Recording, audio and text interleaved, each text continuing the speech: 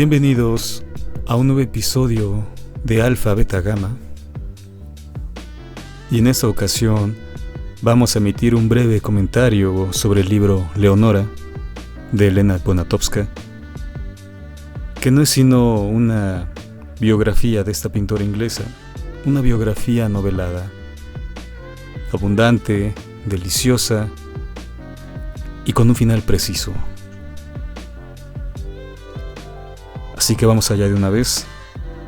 Yo soy Jorge Torrealta. Les agradezco a todos quienes nos escuchan.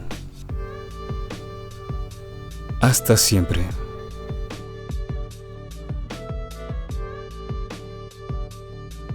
Leonora, de Elena Poniatowska. El lector como una sombra, como un fantasma.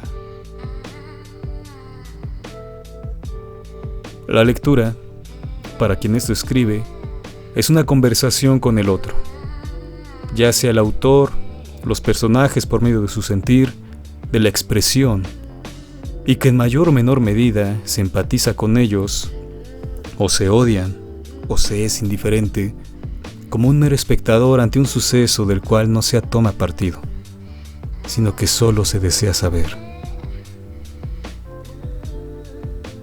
En ese sentido, la única forma de desarrollar aprecio o cualquier otro sentimiento o expresión para quien esto escribe es la interacción con el otro, el reconocimiento de la otredad. Pero, ¿hay otredad en un personaje de ficción? No para mí.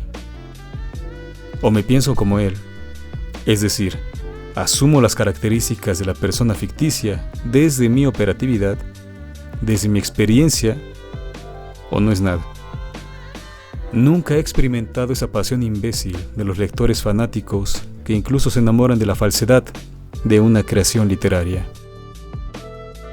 ¿Cuántos lloran porque el guión del autor termina con la funcionalidad de un personaje, o porque el argumento determina que tal o cual deben casarse o separarse?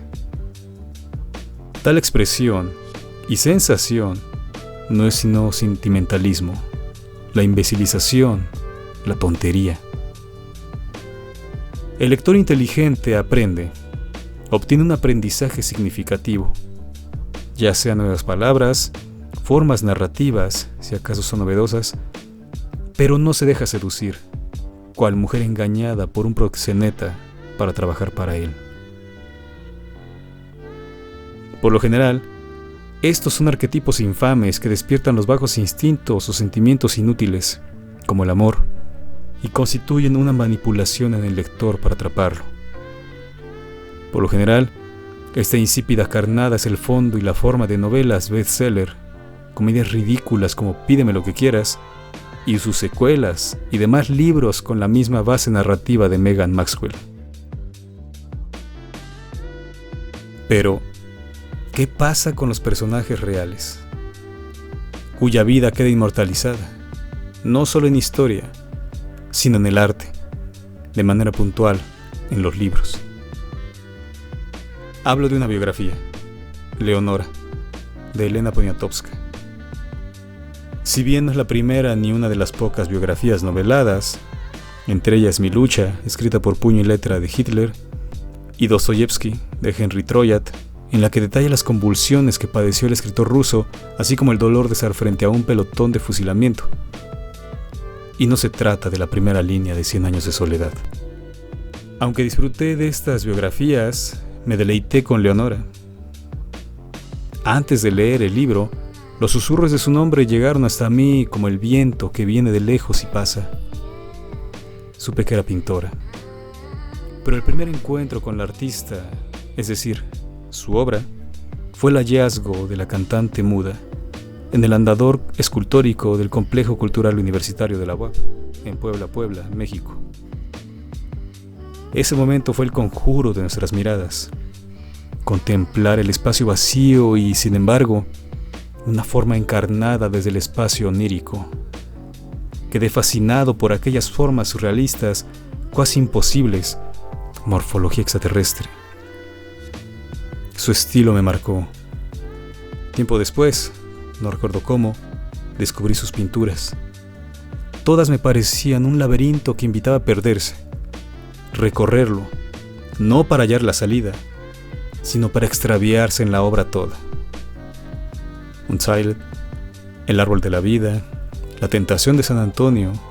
Entonces vimos a la hija del Minotauro, Laberinto y Autorretrato, cuyos elementos pictóricos de esta última son inmanentes a su vida, lo cual no supe hasta leer su biografía.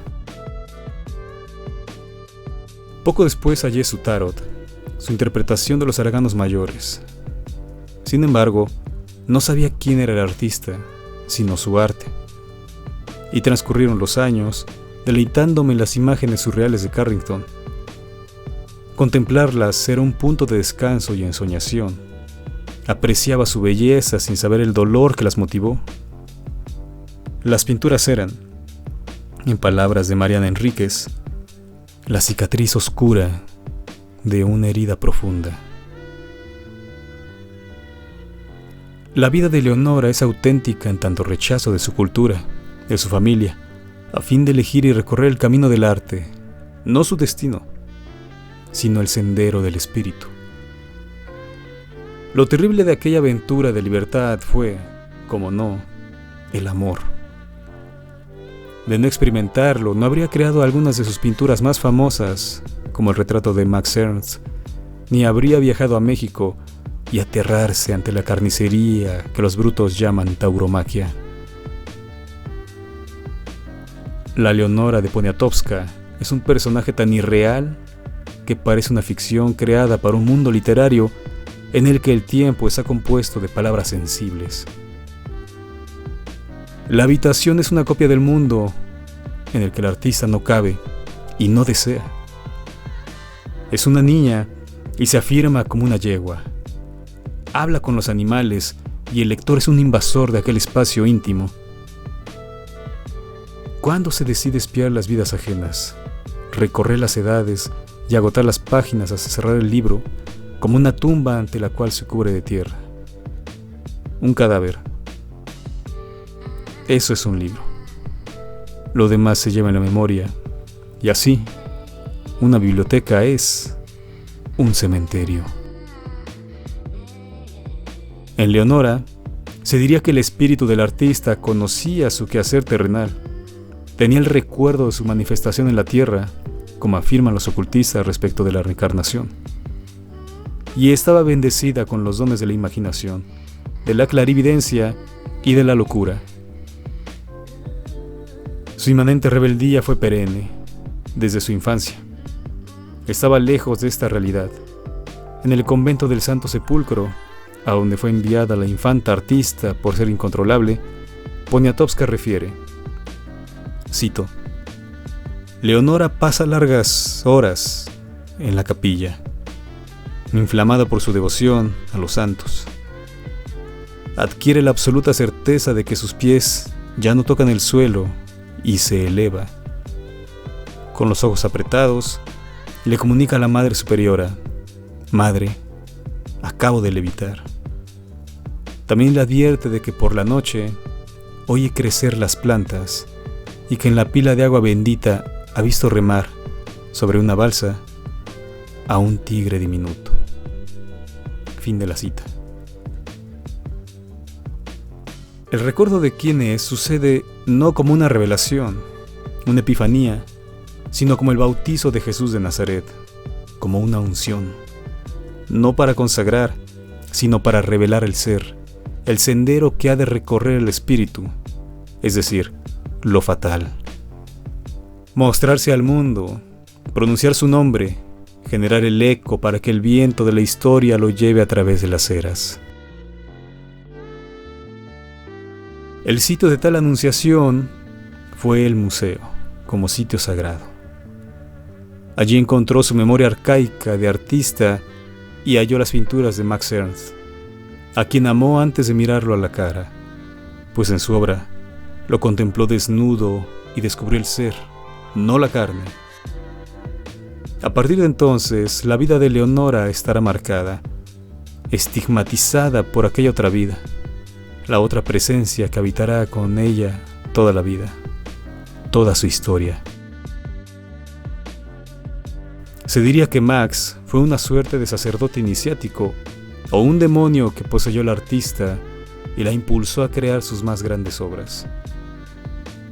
Sin embargo, fue el amor de su vida, es decir, el fracaso, la miseria de su vida. Pero al ser objetivado, canalizado por medio del arte, el dolor se torna bello. Lo aberrante de ese sentimiento es admirable. En ese sentido, Ernst es el sendero, el paisaje, la tierra que la condujo al surrealismo. Leonora, el libro, la biografía, es una introducción a esta expresión artística. Poniatowska guía al lector por la Europa del siglo XX y se cuela por aquellas vidas que sufren y gozan al mismo tiempo. Los desencuentros del grupo de Breton, sus cóleras, las admoniciones contra Dalí, sus procesos creativos, las exhibiciones, los triángulos amorosos y el pesar que genera la ausencia del ser deseado y saberlo con alguien más. El lector, insisto, es un fantasma que observa y es testigo de la intimidad de la vida ajena. Tan cerca se pasea de aquellos que a veces se desea alargar la mano para tocar y saber si es verdad, como Tomás, que dudó de la presencia material de Jesús tras resucitar. Justo así, el lector desea tocar las llagas de Leonora y sus cercanos para saber que son reales, que esas vidas que se dirían imposibles o ideales, propias de mártires, según se aprecie, sucedieron en realidad, tan complejas, tan dolorosas.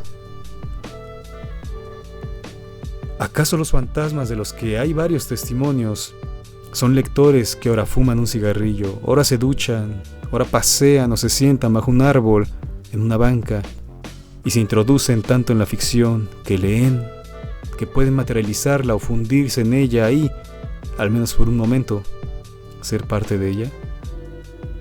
¿Acaso los fantasmas son lectores de nuestras vidas? ¿Quién es un fantasma? ¿Qué es un fantasma? Max Ernst fue un mujeriego y un artista. Imposible odiarlo, imposible odiar a ninguno de los actantes que por supuesto existió. Es una novela. Sin embargo, es la vida. Fue la vida, semejante a una ficción. El amor surgido de la admiración por el genio, por la belleza, la auténtica, es decir, el arte. Pues el arte es la expresión sublime de lo bello. Así fue el amor de ambos, a pesar de la distancia etaria. Vivieron su idilio y la devastación. Conquistaron sus sueños y se conquistaron, nunca mejor dicho. Ambos eran la obsesión de varios y terminaron juntos, y la desgracia los arrasó. Se alejaron del mundo para existir en una soledad, en su soledad. Plantaron viñedos y produjeron su vino. Creaban juntos. ¿Cuán difícil es eso? Pues el arte es una expresión solitaria per se. ¿Será que la soledad los habitaba y al encontrarse se vieron a sí mismos? La edad, más del doble entre ambos, no fue impedimento para solazarse en el otro. Cuando se conocieron, ella tenía 19 años y él 47. Sin embargo, la guerra los dividió. Él fue enviado a un campo de concentración y ella a un manicomio. La soledad sin Max la devastó y experimentó la locura y la prisión dentro de un hospital psiquiátrico. Los otros amores que tuvo Leonora los vivió para olvidar a Max, y aquella desventura solo le generó más dolor. Viajó a México junto con el periodista y poeta Renato Leduc, con quien se casó para salir de Europa. Sin embargo, en el país azteca, su nuevo romance le mostró la carnicería de una corrida de toros. Aquella repugnante matanza de dos inocentes, un caballo asesinado por el toro y este mismo, devastó a la pintora, que no comprendía cómo algo tan aterrador como ver el sufrimiento de otro puede ser disfrutado por las masas sin que se les señale de enfermos mentales.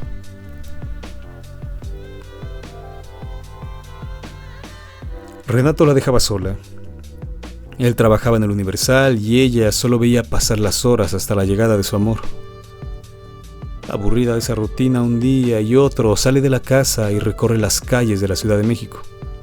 Qué maravilla vivir aquel pasado y sus senderos. El lector como una sombra que se adapta a la narración, ora como un libro, ora como un viandante, ora como una hoja que cae. El sol, la noche, un cigarrillo. Luego, el reencuentro con el arte por medio de Remedios Varo y ser la mano de Leonora que acaricia a un perro callejero antes de adoptarlo.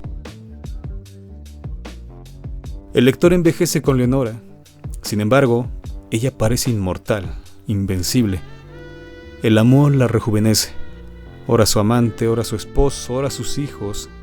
Siempre la pasión por el arte. No solo pinta, también escribe. La vida de Leonora es, en gran parte, la historia del México de la primera mitad del siglo XX y su arte. Aquí conoció a Remedios Varo, Octavio Paz, Elena Poniatowska, a quien le confesó muchas de las anécdotas que plasmó en su biografía. Vivió el horror del 68 y enfrentó la idea de que sus hijos habrían sido asesinados por el ejército. Sobrevivieron. Hay que decirlo, Carrington no es un referente, sino un ícono del surrealismo y de la primera ola del feminismo. Afirmaba que no quería morir de ninguna manera. Cito: pero si llego a hacerlo algún día, que sea a los 500 años de edad y por evaporación lenta. Fin de la cita. Carrington falleció a los 94 años, un 25 de mayo de 2011. Sin embargo, la biografía de Poniatowska concluye antes, cuando Leonora vivía sola, tranquila, asistida por su ama de llaves, hasta que una jovencita con igual ímpetu rebelde que la también escultora irrumpe en su casa y en su vida. La vivifica, la saca de su exilio, visitan museos, viajan, discuten sobre el arte actual, se molestan, se reconcilian. Tras cerrar el libro, queda en ese lector la sensación de un paseo incompleto, como el sendero de un jardín que se recorre y se admira las flores, pero de pronto llega la noche y los pétalos se cierran. Queda la oscuridad, una penumbra conducente a descanso, soporífera, pero no hay tiempo para dormir. Permanecen las imágenes oníricas de aquellos laberintos de Leonora, el retrato de María Félix, aquel espacio que conjunta otros espacios imposibles y, sin embargo, posibles, materiales.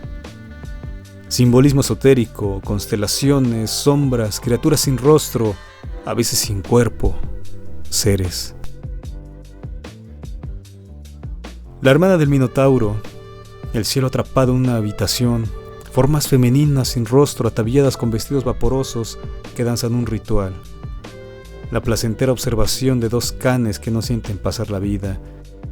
Una rosa en el suelo, a cada segundo marchita, pero eterna por el arte, jamás morirá. El cielo de un azul profundo, se diría el ojo sin párpados que observa el interior del cuerpo, la visión del propio organismo, el ser que se contempla a sí mismo desde su interior, desde su conciencia. Esferas, ¿acaso planetas desconocidos, existentes, aún por descubrir? Leonora, la astrónoma de lo imposible. Y las otras formas, extrañas todas, no me atrevo a pronunciarlas. Temo decir su nombre, revelar mi verdadero ser. La vida como un laberinto, cuya única salida es la muerte. Esa es la obra de Leonora.